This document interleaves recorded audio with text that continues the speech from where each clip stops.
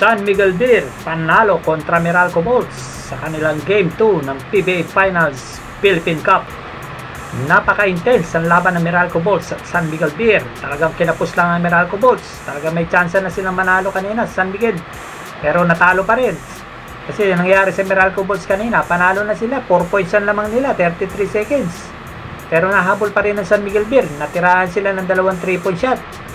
Ang napakalupit talaga ni Marcio Lassiter at saka ni CJ Perez. Pero inyo, halos 2 seconds lang ang differential. Natirahan agad nila ng 2 3-point yung Meralco Bolts. Kaya nahabol nila at lumamang pa sila ng isa.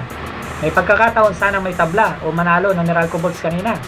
Kaya lang, itinira na agad ni Bong Quinto yung bola hanggang sa naubos na yung oras. Sablay yung unang free throw ni CJ Perez. At yung pangalawang tira niya, talagang sinablay na talaga ni CJ Perez para maubos yung oras. Kaya alam, may nalalabi pang 3.9 seconds at meron pang timeout sa Meralco Bolts. Sa kasamaan palad, pag rebound di Bong Quinto, akala niya paubos na yung oras, kaya binato na yung bola. Hanggang sa may natira pang point something na seconds. Sayang na sayang, kasi pag nag-timeout ang Meralco Bolts, half court ang inbound nun, may chance pa sila mag-set up play, o makatabla o manalo sa ball game. Kaya ganoon talaga, dala ng pressure. Hindi na nakapag-isip si Bong Quinto. Pero ano rin, credit din po sa Meralco Bolts. Talaga napakaganda ng series na to. Talagang hirap na hirap ang San Miguel sa inyo. Pagandaan po sa Meralco Bolts, hindi naman po sila may tuturing na malakas na team. Pero po ang nagpapanalo sa kanila, yung kanilang matinding depensa.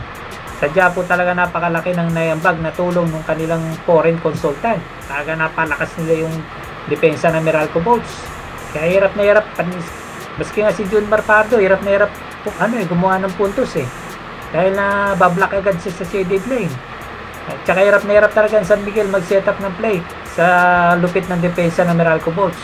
Kita nyo po, Barangay Nebra nga, nilaglag nila Kaya top contender talaga ang Meralco Bolts. Talagang napakaganda ng matchup ng San Miguel at saka Meralco Bolts. Kasi una pa lang, bago magsimula ang finals, talagang underdog na talaga ang Meralco Bolts. Marami nagsasabi na champion ng San Miguel dito dahil kayang-kaya nila ang Meralco Bolts. Pero sa pinakikita ng Meralco Bolts ngayon, ay talagang bibigyan nila ng matinding laban ng San Miguel Beer. Muntik pa nga sila makadalawang sunod na panalo kung naisot ni Bong Quinto yung tira kanina. Sa pagkapanalo ng San Miguel Beer kanina, ay talagang napakalaking credit nito kay CJ Perez. Halos si CJ Perez talagang bumuhat ng San Miguel. At sa tulong din nila Marcio Lassiter, Junmar Fajardo, Jericho Cruz, talaga na ipanalo nila yung laro kanina kontra Meralco Bolts. Pero yun po seconds na lang po binibilang. Natirahan pa ni Marcio Lassiter ng 3-point. Kaya po lumamang ng San Miguel ng isa. Ayun po, yun ang nagpanalo sa San Miguel, yung 3-point shot ni Marcio Lassiter.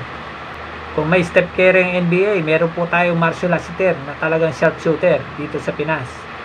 Talaga may pagmamalaki natin ang husay at galing ni Super Marcio Lassiter. Suportahan po natin ang PBA at suportahan din po natin ang San Miguel Beer at saka Meralco Bolts. Talagang mag-enjoy po tayo at mahaba-habang series to. Kasi po tabla na po yung standing nila 1-1. Kaya po abangan po natin sa mga susunod na laban. Talaga po magiging pisikalan to at saka aggressive ball game.